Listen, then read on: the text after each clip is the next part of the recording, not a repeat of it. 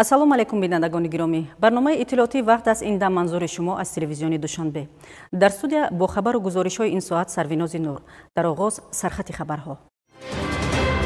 сафари расмии президенти ҷумҳурии Тоҷикистон пешрои миллат муҳтарам Эмомалӣ Раҳмон ба Ҷопон барои иштирок дар ҳамоиши муколамаи Осиёи Марказии Ҷопон.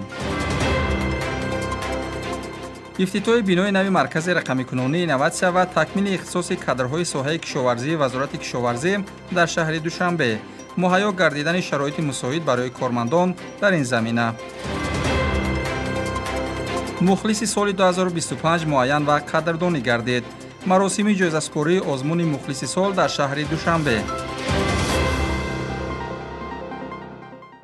18 декабр президенти ҷумҳурии Тоҷикистон пешвои миллат муҳтарам Эмомалӣ Раҳмон барои анҷоми сафари расмӣ ва иштирок дар ҳамоиши муколамаи Осиёи Марказии Ҷопон ба шаҳри Токиои Ҷопон сафар карданд.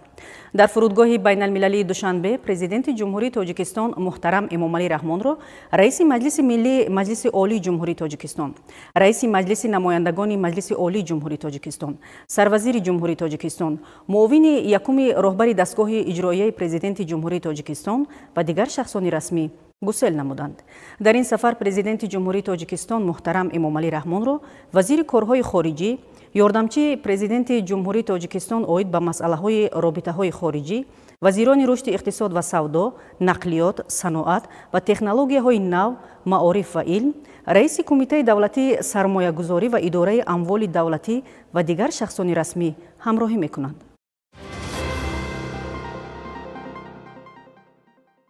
18 декабр президенти ҷумҳурии Тоҷикистон пешвои миллат муҳтарам Эмомалӣ Раҳмон бо сафари расмӣ ва барои иштирок дар ҳамоиши муколамаи Осиёи Марказии Ҷопон вориди шаҳри Токиои Ҷопон шуданд.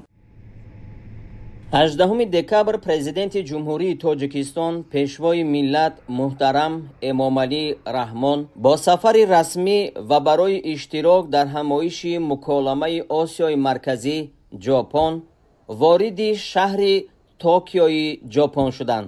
дар саҳни фурудгоҳи Ҳанеда президенти ҷумҳурии Тоҷикистон муҳтарам Эмомалӣ Раҳмонро намояндагони воломақоми Ҷопон гарму самимӣ истиқбол гирифтанд. ба ифтихори меҳмони олиқадр майдони фурудгоҳ бо парчамҳои давлатӣ оро ёфта буд.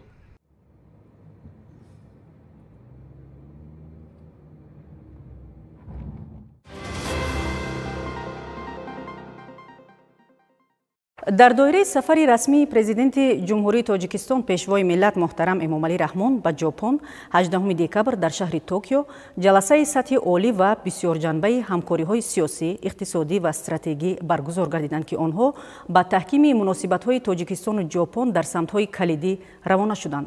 асри 21 давраи тағйироти бо суръати технологӣ, рақамикунонӣ ва истифодаи васеъи зеҳни сунъӣ мебошад. имрӯз давлатҳои пешрафта ба шумор мераванд, ки тавонистанд технологияҳои иттилоотиро ба иқтисод, идоракунӣ, саноат, энергетика, маориф ва хизматрасониҳо самаранок ворид намоянд. Тоҷикистон низ ҳамчун аъзои фаъоли ҷомеаи ҷаҳонӣ дар роҳи гузариш ба иқтисоди рақамӣ ва ҷомеаи иттилоотӣ қадамҳои устувор мегузорад.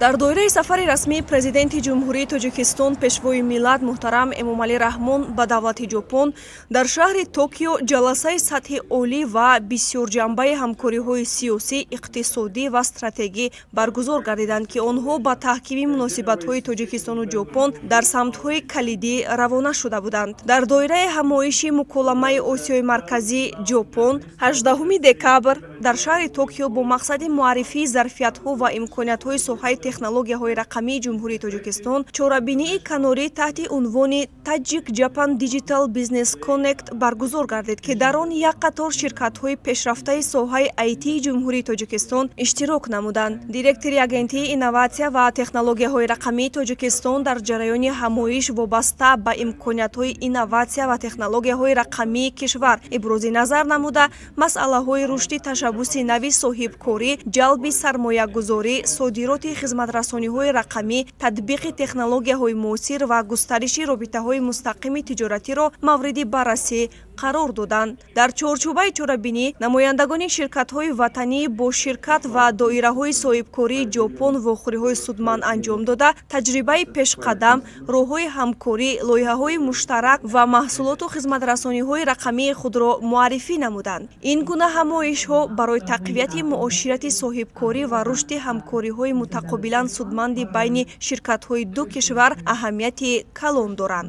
Гузарондани чорабинии Tajik Japan Digital Business Connect қадами муҳим дар самти муаррифии Ҷумҳурии Тоҷикистон ҳамчун шарики боэътимод дар соҳаи технологияҳои рақамӣ ва тавсеяи ҳамкориҳои байналмилалӣ арзёбӣ мешавад ва он ба татбиқи ҳадафҳои стратегии кишвар дар самти рушди иқтисоди рақамӣ ва инноватсия мусоидат менамояд. Иштироки агентии инноватсия ва технологияҳои рақамии кишвар дар чунин муколамаҳои сатҳи баланд аз он гувоҳӣ медиҳад, ки Ҷумҳурии Тоҷикистон уҳдадории худро ҷиҳати пешбурди рақамикунонӣ, рушди иқтисоди инноватсионӣ ва густариши ҳамкориҳои байналмилалӣ дар самти технологияҳои пешрафта амалӣ менамояд.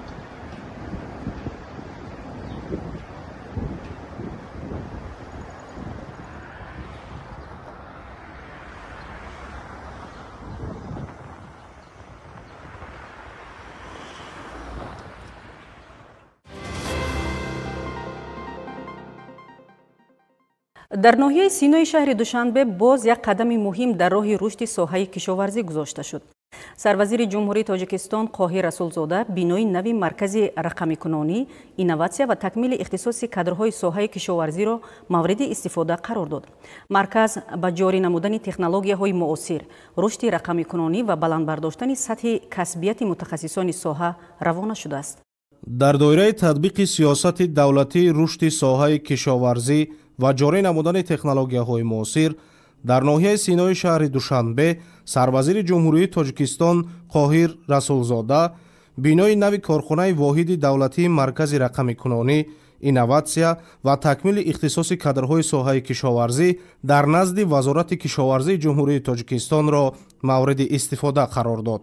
Давлатии маркази рақамикунонӣ, инноватсия ва такмили ихтисоси кадрҳои соҳаи кишоварзӣ Вазорати кишоварзии Ҷумҳурии Тоҷикистон ҳамчун сохтори ҳамоҳангсоз дар рушд ва ташаккули фаъолияти рақамикунонӣ, инноватсия, такмили ихтисоси кадрҳои соҳаи кишоварзӣ, фароҳам овардани шароит барои ба роҳ мондани рақамикунонии соҳаи кишоварзӣ, ташкил ва гузаронидани чорабиниҳоро масъул мебошад. иншоот аз 6 ҳуҷраи корӣ ва як толори муосири маҷлисӣ бо ғунҷоиши то 60 нафар иборат буда, бо таҷҳизоти зарурӣ муҷаҳҳаз гардидааст. маркази рақамикунонӣ, инноватсия ва такмили ихтисоси кадрҳои соҳаи кишоварзӣ Вазорати кишоварзии Ҷумҳурии Тоҷикистон бо мақсади беҳтар гардондани инфраструктураи соҳа, рушди устувор тавассути инноватсия ва рақамишавӣ, баланд бардоштани самаранокӣ, кам намудани корҳои дастӣ дар соҳаи кишоварзӣ ва мутобиқгардонии онҳо ба иқтисоди рақамӣ, ҳамоҳангсозиро дар самти рушди рақамикунонӣ ва хизматрасониҳои электронӣ бо назардошти омӯзиши давлатҳои ба мо монанд амалӣ намуда, дар ҳамкорӣ бо шарикони рушд ва бахши хусусӣ чораҳои зарурӣ андешида истодааст. дар бино барои фаъолияти мунтазами мутахассисон, татбиқи барномаҳои соҳавӣ ва баргузории чорабиниҳои омӯзишиву машваратӣ шароити мусоид фароҳам оварда шудааст. ҳадафи асосии таъсиси ин марказ пешбурди раванди рақамикунонӣ дар соҳаи кишоварзӣ, ҷорӣ намудани навовариҳо, истифодаи дастовардҳои илмӣ ва такмили ихтисоси кадрҳои соҳавӣ арзёбӣ мегардад. дар марказ 16 нафар мутахассиси баландихтисос фаъолият намуда, дар самти истифодаи технологияҳои рақамӣ, рушди донишҳои касбӣ ва баланд бардоштани самаранокии истеҳсолот саҳми назаррас мегузоранд.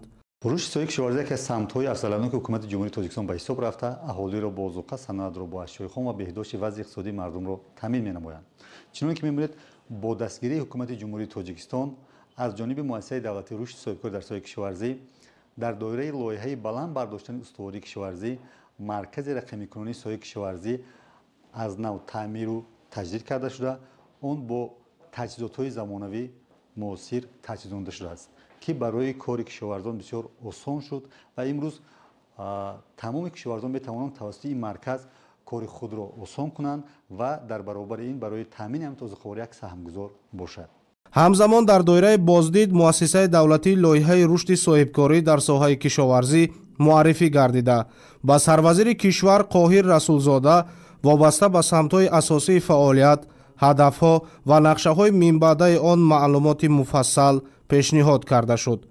дар ҳамин ҷо сарвазири ҷумҳурии Тоҷикистон Қоҳир Расулзода бо намояндагони соҳаи кишоварзӣ ҷаласаи машваратӣ баргузор намуда ифтитоҳи маркази рақамикунонӣ, инноватсия ва такмили ихтисоси кадрҳои соҳаи кишоварзиро рӯйдоди муҳим дар рушди соҳа арзёбӣ кард.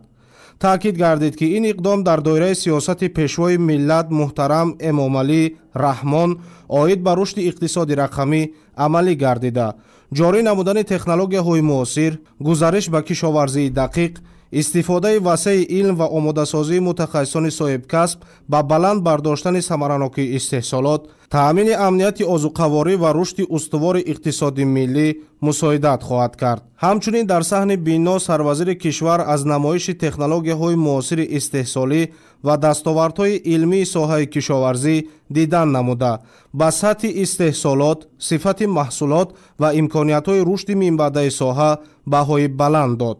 дар намоиши имрӯза мо раванди технологии муосири баровардани модарзанбури сунъӣ ва борои сунъӣ бордор кардани онро нишон додем.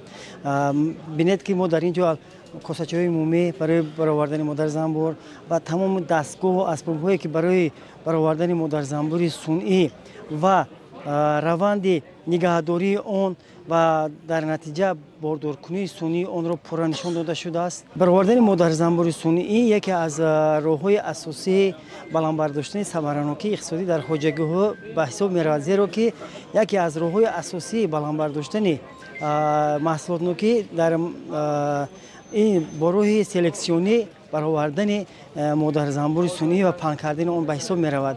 таъкид гардид ки таъсиси чунин марказҳо қадами муҳим дар рушди устувори соҳаи кишоварзӣ, ҷорӣ намудани технологияҳои муосир ва тақвияти иқтидори кадрии мамлакат ба шумор меравад.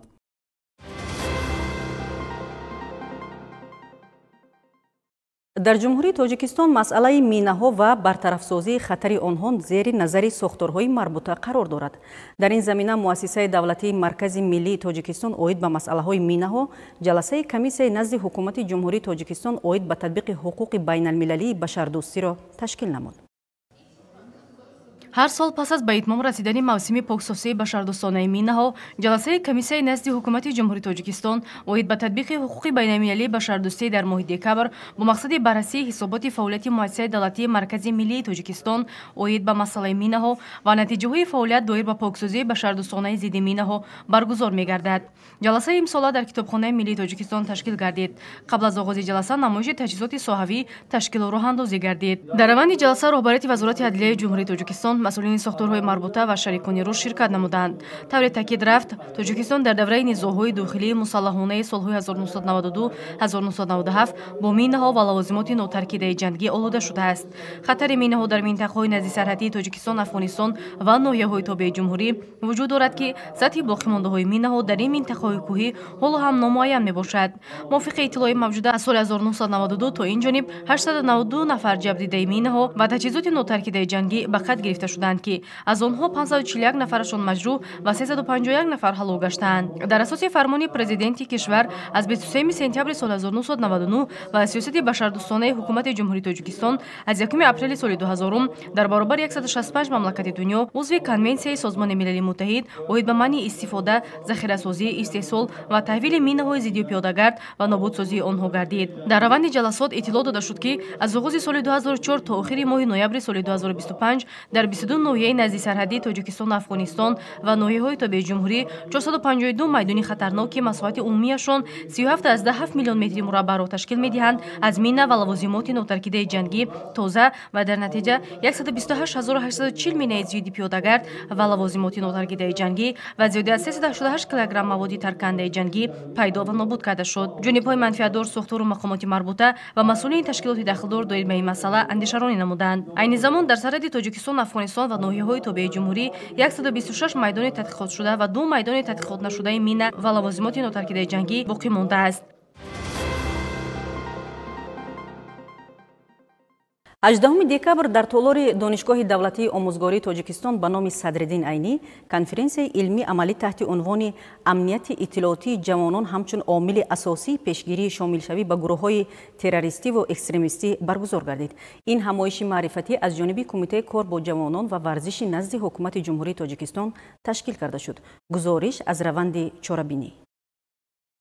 ҳамоиш бо мақсади татбиқи самараноки стратегияи муқовимат ба экстремизм ва терроризм дар ҷумҳурии Тоҷикистон барои солҳои 2021-2025 доир гардида, дар он намояндагони вазорату идораҳо, сохторҳои қудратӣ, донишмандон, омӯзгорон, донишҷӯён ва намояндагони ҷомеаи шаҳрвандӣ иштирок намуданд.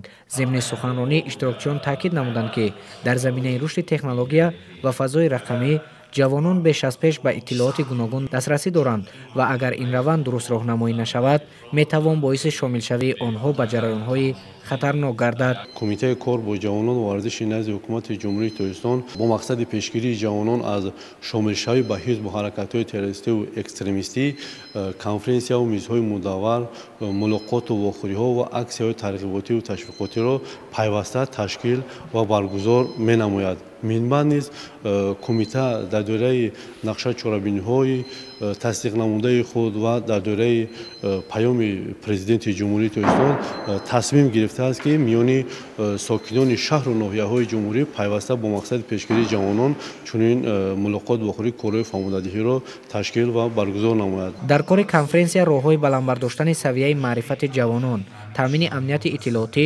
инчунин тақвияти ҳамкорӣ байни сохторҳои давлатӣ ва ҷомеаи шаҳрвандӣ ҷиҳати пешгирии ифротгароӣ ва терроризм мавриди баррасӣ қарор гирифт. қайд гардид, ки дар шароити ҷаҳони муосир танҳо бо роҳи маҳдудсозии техникӣ наметавон ҷавононро аз таъсири иттилооти зарарнок эмин нигоҳ дошт, балки бояд ба онҳо малакаи дурусти истифодабарӣ, таҳлил ва муқоиса карданро омӯзонид. танҳо шахсияти маърифатнок, ватандӯст ва соҳибтафаккур метавонад ба ҷараёнҳои хавфнок муқовимат намояд. дар интиҳои конференсия иштирокчиён қайд намуданд, ки амнияти иттилоотии ҷавонон амнияти фардои кишвар аст ва ҳимояи он бояд ба як вазифаи умумимиллӣ табдил ёбад. бо мақсади шарҳу тавзеҳи паёми президенти ҷумҳурии Тоҷикистон муҳтарам Эмомалӣ Раҳмон ба Маҷлиси олӣ дар сохтору мақомоти гуногун ташкили чорабиниҳои маърифатӣ оғоз гардидааст. Зимнан дар Кумитаи иҷроияи Ҳизби халқии демократии Тоҷикистон дар ноҳияи Шоҳмансур чунин як ҳамоиш ташкил шуд, ки аз ҷараёни он ҳамкоронамон гузориш омода карданд. дар назди кумитаҳои иҷроияи Ҳизби халқии демократии Тоҷикистон дар шаҳру ноҳияҳои мамлакат комиссияҳои гуногун фаъолият менамоянд, ки онҳо барои пешбурди корҳои маърифатию омӯзишӣ нақши назаррас доранд. дар назди кумитаи иҷроияи Ҳизби халқии демократии Тоҷикистон дар ноҳияи Шоҳмансур комиссияи кор бо занон ва оила ташкил шудааст, ки барои пешбурди кори ин самт пайваста саҳмгузорӣ менамояд. ин навбат ҷаласаи комиссияи кор бо занон ва оилаи назди кумитаи иҷроияи Ҳизби халқии демократии Тоҷикистон дар ноҳияи Шоҳмансур баргузор шуд, ки зимни он масъалаҳои гуногуни соҳа мавриди баррасии ширкатдорон қарор гирифт. нахуст доир ба шарҳи нуқтаҳои паёми президенти ҷумҳурии Тоҷикистон муҳтарам Эмомалӣ Раҳмон ба Маҷлиси олӣ ширкатдорон андешаронӣ намуданд. бо иқтибос аз паём зикр шуд, ки таи 10 соли охир, яъне дар давраи татбиқи ду барномаи миёнамуҳлати рушди кишвар, ки марҳилаҳои фосилавии иҷрои стратегияи миллии рушд то соли 2030-ро дар бар мегиранд, ба хотири расидан ба ҳадафҳои стратегӣ ва баландбардоштани сатҳу сифати зиндагии аҳолӣ бисёр иқдомоти муҳиму самарабахш амалӣ карда шуданд. дар натиҷа ҳаҷми маҷмӯи маҳсулоти дохилӣ 3,4 баробар зиёд гардида, иқтисоди миллии мо ҳар сол ба ҳисоби миёна 7,6% афзоиш ёфт. дар кори ҳамоиши ҳизбӣ баромадкунандагон таъкид доштанд, ки паёми президенти ҷумҳурии Тоҷикистон ба Маҷлиси олӣ рушди босуботи соҳаҳои иқтисоди миллӣ, истифодаи самараноки иқтидори мавҷуда, ҳалли масъалаҳои вобаста ба тағйирёбии иқлим, соҳаҳои обу энергетика, ташкили корхонаҳои истеҳсолӣ, таъсиси ҷойи нави кор, баландбардоштани рақобатнокии маҳсулоти ватанӣ, ҳифзи ёдгориҳои таърихию фарҳангӣ ва дигар мавзӯъҳои муҳимро фаро мегирад. дар ҷараёни маҷлиси комиссияи корбозанон ва оилаи назди кумитаи иҷроияи Ҳизби халқии демократии Тоҷикистон дар ноҳияи Шоҳмансур ҳисоботи раиси комиссия давоми фаъолияти он дар соли 2025 манзур гардид. зикр рафт, ки давоми сол як қатор тадбирҳои судмандро барои устувории оилаҳо комиссия роҳандозӣ намудааст. ҳамзамон зимми чорабинии ҳайати нави комиссия тасдиқ карда шуд. дар идома дигар масъалаҳои рӯзномаи комиссияи корбозанон ва оилаи назди кумитаи иҷроияи ҳизби халқи демократии тоҷикистон дар ноҳияи шоҳмансур мавриди баррасии ширкатдорон қарор гирифт.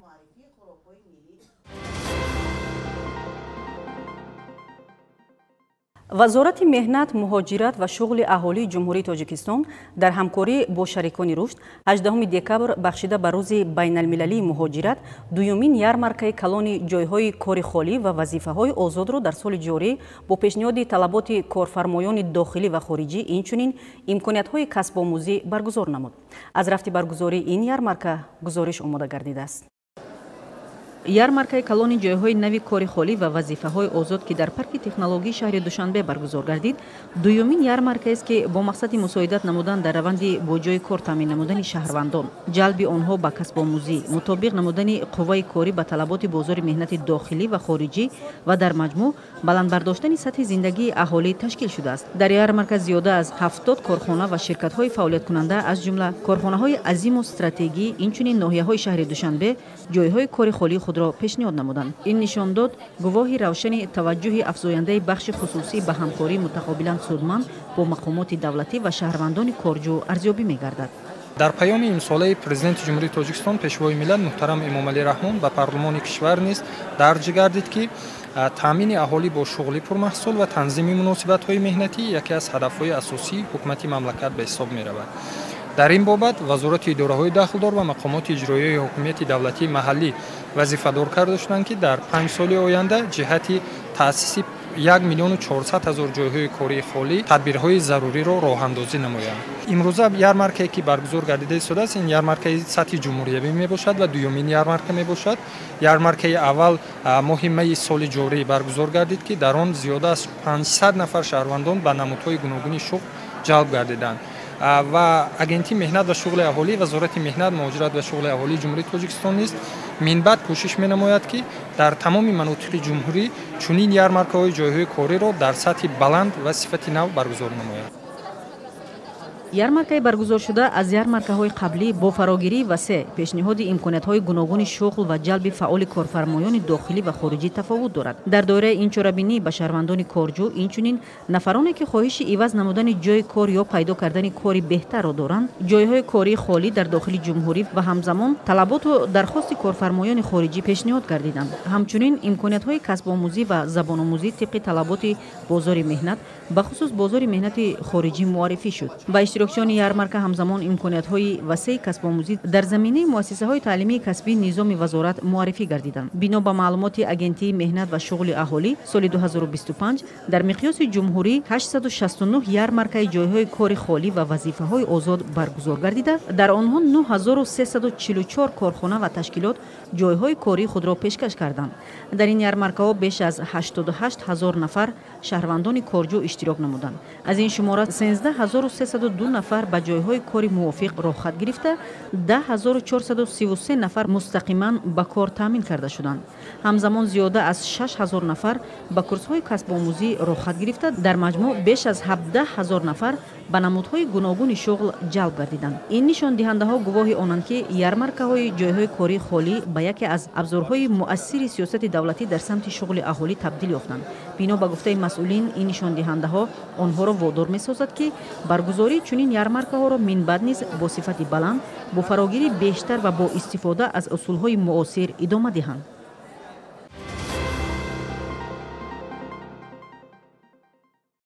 бо қарори раиси шаҳри душанбе муҳтарам Рустами Эмомалӣ дар пойтахти мамлакат озмуни шаҳрии ту қалби тоҷикистони Душанбе баргузор гардид. бо ин мақсад даври ноҳиявии он дар ноҳияҳои пойтахт дар сатҳи баланд доир гашта маросими ҷамъбастии он созмон дода шуд. гузориш дар ин бора.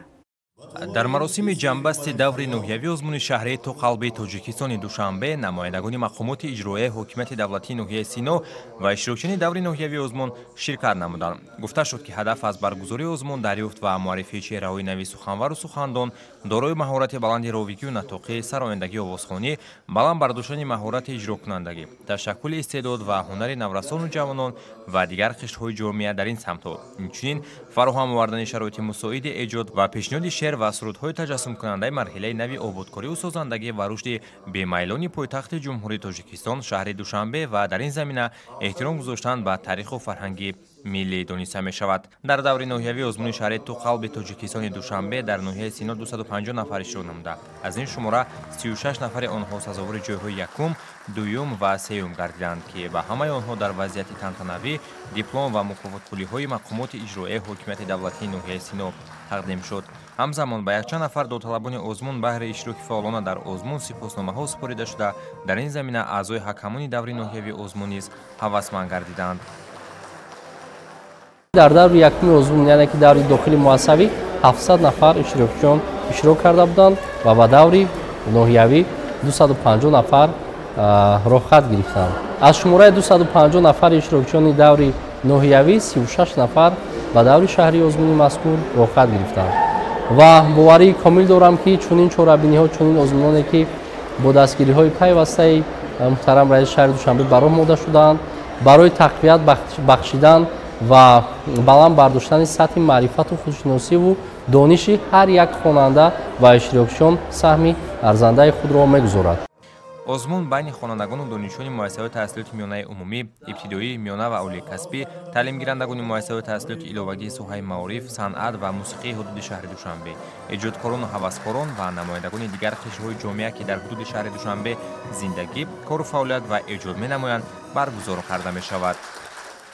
аз рӯи номинатсияи эҷоди назм байни сину соли 18 то 35 сола сазовори ҷои аввал дониста шудам ва миннатдории худамро ба тамоми ташкилкунандагони ин озмун сидқан баён медорам. дар озмуни ту қалби тоҷикистони Душанбе ман аз рӯи номинатсияи қироати беҳтарини шеър дар васфи Душанбе иштирок намуда сазовори ҷои дуюм гаштам.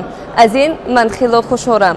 рустами мо ин Душанберо гулистон кардааст, ин маконро бо талоши боғу бӯстон кардааст, бо саодат, бо саховат, бо садоқат бар ватан ӯ Душанберо диёри сулҳу эҳсон кардааст.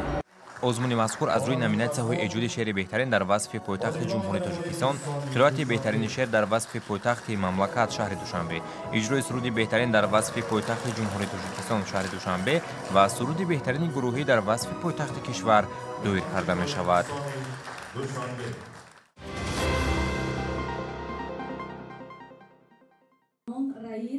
бо қарори раиси шаҳри Душанбе муҳтарам Рустами Эмомалӣ дар пойтахти мамлакат тӯли чанд сол аст ки озмуни шаҳрии ту қалби тоҷикистони Душанбе баргузор мегардад. дар доираи маросими ҷанбасти даври ноҳиявии озмуни шаҳрии ту қалби тоҷикистони Душанбе роҳбарият ва номайандагони мақомоти иҷроияи ҳокимияти давлатии ноҳия Шоҳмансур, шӯъбаи маорифи ноҳия, омӯзгорон, иштирокчиён ва ғолибони даври ноҳиявӣ ширкат варзиданд. зикр кардид ки баргузории чунин озмунҳо ба рушди қобилияти суханронӣ, такмили ҷаҳонбинӣ, боло бурдани маҳорати эҷодӣ ва ташаккули истеъдоду ҳунари наврасону ҷавонон мусоидат менамояд. дар даври ноҳиявии озмуни шаҳрии ту қалби тоҷикистони Душанбе дар ноҳияи Шоҳмансур 156 нафар хонандагон иштирок намуда, аз миёни онҳо 36 нафар сазовори ҷойҳои якум, дуюм ва сеюм гардиданд. ғолибон бо диплом ва мукофотпулиҳо қадрдонӣ шуда ба даври шаҳрии озмун роҳхат гирифтанд. ҳамзамон ба аъзои ҳакамони озмун сипосномаҳои мақомоти иҷроияи ҳокимияти давлатии ноҳияи Шоҳмансур тақдим гардид. қобили зикр аст, ки дар озмун хонандагони муассисаҳои таҳсилоти миёнаи умумӣ, литсейҳо, гимназияҳо, муассисаҳои таҳсилоти ибтидоӣ ва миёнаи касбӣ, инчунин тарбиятгирандагони муассисаҳои иловагӣ аз соҳаҳои маориф, фарҳанг ва санъат фаъолона иштирок намуданд. баргузории чунин чорабиниҳо боз як далели равшани таваҷҷӯҳи роҳбарияти давлату шаҳр ба тарбияи насли наврас дар рӯяи ватандӯстӣ, худшиносӣ ва муҳаббат ба пойтахти азиз шаҳри Душанбе мебошад.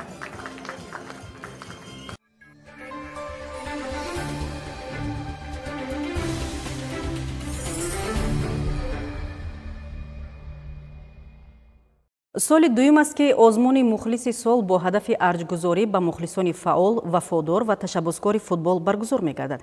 имсол низ ин озмун бо мақсади ҳавасмандсозии ҳаводорони ин риштаи варзиш доир гардид ва зимни як чорабинии тантанавӣ мухлисони дастаҳои фаъол қадрдонӣ гардиданд.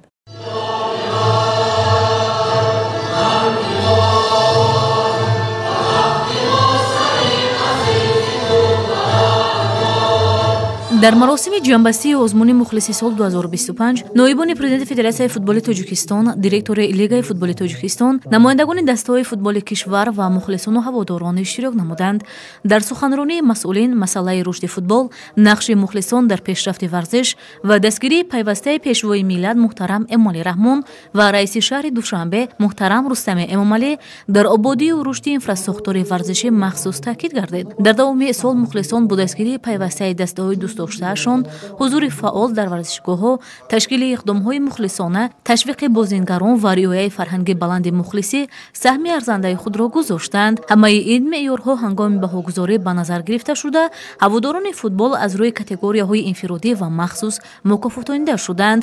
фонди ҷоизавии озмуни беҳтарин мухлиси сол имсол 150 000 сомониро ташкил дод. меъёрҳои асосие ки ғолибонро муайян кард, ин дар мадди аввал шумораи мухлисон дар тамоми бозиҳои хонагӣ ва сафарӣ ва аз ҷумла шумораи он ки ҳузури мухлисон аз рӯи шумораи бозиҳои сафарӣ худи ҳар як клуб ва теъдоди қоидавайронкуниҳое ки аз ҷониби мухлисон ба қайд гирифта мешавад ё ин ки содир мешавад аз ҷониби кумитаи тартибу интизоми федератсияи футболи тоҷикистон ба роҳ мондани фурӯши чиптаҳо, чӣ гуне ки мо шоҳид гаштем, боиси хушнудист ки дар варзишгоҳи Кулоб аренаи шаҳри Кулоб лакай ҳамун таҷҳизоти хайдгирии фурӯш чиптаҳо насб гардид. ин бисёр хуб аст ва дигар критериё, яъне одобу ахлоқи фарди ҳар як мухлисе ки дар варзишгоҳ ҳозир мешавад. тибқи натиҷаҳои ҷанбастӣ ҷоизаи беҳтарин мухлиси соли 2025-ро гурӯҳи мухлисони дастаи Равшан, шерони Кулоб ба даст оварда, соҳиби 40 000 сомонии мукофотпулӣ гардиданд. ин пирӯзӣ на танҳо муваффақияти як фан-клуб, балки ғалабаи тамоми мухлисони футбол аст, ки бо рафтори шоиста ва дастгирии созанда рушди варзиши кишварро таъмин менамоянд. дастаи мухлисони Саравшан бо гирифтани 30 000 сомонӣ ва мухлисони дастаҳои Вахши Бохтар ва Сарои Камари 5 бо гирифтани 20 000 сомонӣ қадрдонӣ гардиданд. илова бар ин мухлисони фоъоле ки имсол дастаҳои мунтахаби Тоҷикистон ва бошгоҳҳои мамлакатро дар мусобиқоти байналмилалӣ дастгирӣ карданд, соҳиби ҷоизаҳо шуданд.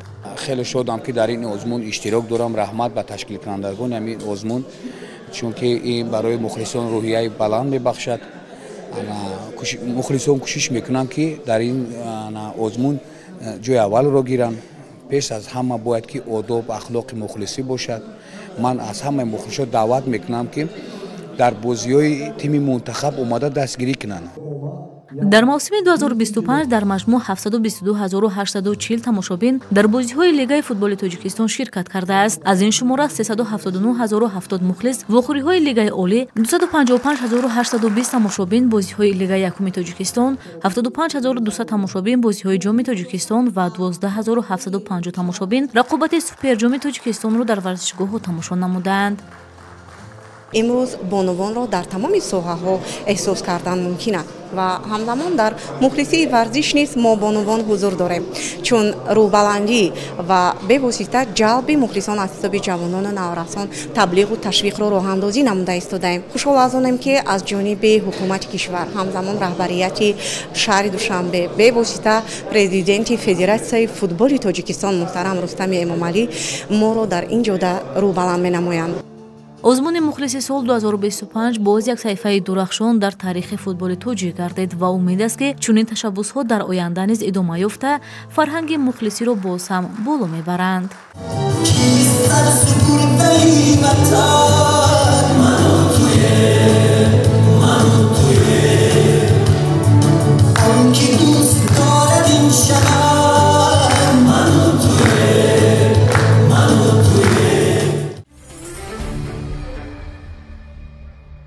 истиқлол охирин бозии гурӯҳиро бо Гоаи Ҳиндустон анҷом медиҳад. дар даври охири марҳилаи гурӯҳии Лигаи чемпионҳои дуюми Осиё дастаи мо Истиқлол дар варзишгоҳи Ҷавоҳирлар Нерӯ бо тими Гоаи Ҳиндустон бозӣ мекунад. бозии дастаҳо рӯзи 24 декабр баргузор мегардад ва оғози он соати 21 дар назар аст. در شهر دوشنبه مجلس عمومی غیرنوبتی انتخاباتی تشکیلات جمعیتی فدراسیای جیوجیتسوی تاجیکستان برگزار گردید. ضمن جلسه مذکور کریمزاده منوچهر با جانبداری یکدلانه اعضایان رئیس فدراسیای انتخاب شد. طبق اطلاع کمیته ملی المپی تاجیکستان، انتخاب راهبر نو فدراسیای در فضای همدیگرفهمی و متحدی صورت گرفت. اشتراکچیان اظهار امید کردند که با انتخاب راهبریت نو فدراسیای دستگیری ورزشکاران باز هم تقویت یافت در مسابقه های بین المللی به نتیجه های نظررس نائل می گردند. بینندگان گرامی، در همینجا نشر نوبتی برنامه اطلاعاتی وقت به انجام می رسد. برنامه های دیگر تلویزیون دوشنبه ادامه دارند. خیر، پیروز و سعادتمند بمانید.